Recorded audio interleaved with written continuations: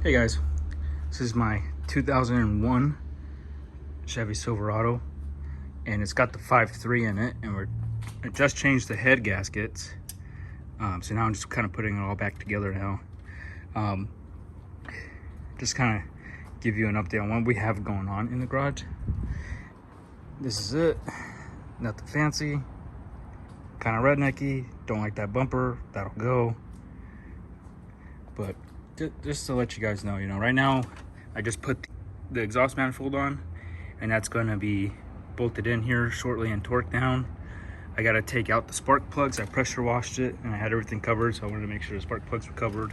When I was taking off this exhaust over here, I was trying to take the whole manifold off, but I had one bolt that was, or nut actually, that was hanging on, and it doesn't want to come off, so it's stuck on there. The way I found it easiest to do this on this exhaust, to put these bolts in, it can be kind of difficult when you're trying to basically lift the whole exhaust system up from a small leverage point. So when I was putting the manifold on and the gaskets, I ended up just using this jack to kind of give me a little bit more support at the tail end here. And I kind of lifted it up for me just right so I could put one nut on and then the other, and then I let it go, and then from there I can finagle it a lot easier. So if you guys ever find yourself struggling that way, you can always do that. I'm going to take the spark plugs out, and I'm going to do the valves here next. The proper way to do the valves, which you have to turn the motor, and when there's no pressure on these, you torque down the rockers to a certain torque. Now I don't know the torque off the top of my head, that's why I'm not saying it.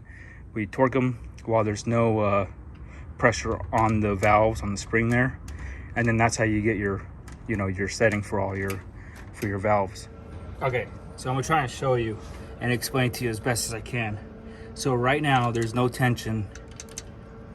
There's a little tension here. These are all loose, like hand tight. Okay, so as you rotate it, you're gonna see some of the valves go down and some of them come back up. Let's see the one down there going down? Now it's coming back up. There's no more tension on that one. Let's wait for these top two. So now that this one here is starting to go down, see it? Now it's back up, and as we keep rotating, you'll see the other valve go down, and it'll come back up.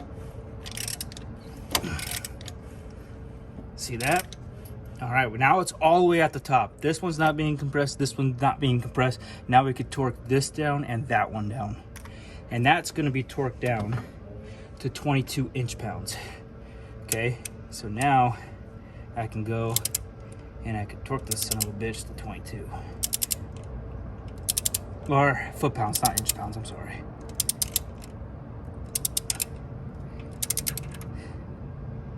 And double torque, double click. Now we'll go down to the next one, run it down a little bit more so we're not sitting here for 10 minutes.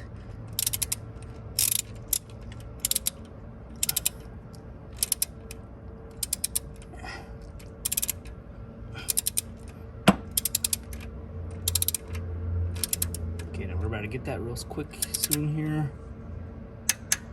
All right, there we go. So that's how you do it. Now you just keep rotating it and rotating and rotating it until you keep getting to them, and you want to make sure these are centered on your valve. That's it. It's really not that difficult or hard to understand. Okay, so you have a torque sequence for your intake manifold, and your torque sequence for the 5.3 is going to be the middle one, which is this one right here. So you're going to go from 1 to 2 to 3 to 4 to 5 to 6 to 7 to 8 in the corner to 9 in the corner, and then your final one, 10 over here, which is going to be this guy. And then once you do that, you're all set for you can start plugging up everything. I wouldn't recommend plugging anything in unless it completely gets something out of the way for you, then go ahead, but get your torque down just in case anything happens. Make sure this is on first. And your torque is going to be 44 inch-pounds. You're going to do that sequence one time, and then you're going to do a second pass, and your second pass is 89 inch-pounds. So then you do the same thing twice, basically. That's how you always, and that's the way to get your gaskets properly set. You over torque them, you're going to have more, and like over torque meaning like you just tying them down without a torque wrench or something. This side of the is going to get more compressed than this side is, that's going to cause a leak, and then vice versa. So make sure all your bolts are as even as possible, and using a torque wrench to do everything is the right way to do it. And it just kind of saves you in the long run too. And whenever I do something, I always look up the torque for that, if there's a torque available. If I read online that there's like, you know, hey, I torqued it down to 150, well, I did 120 and it was fine, there's no specific torque in the manuals, then, you know, at that point I would just do whatever works. But nah, I wouldn't ever go with the lower torque. Look at the slack.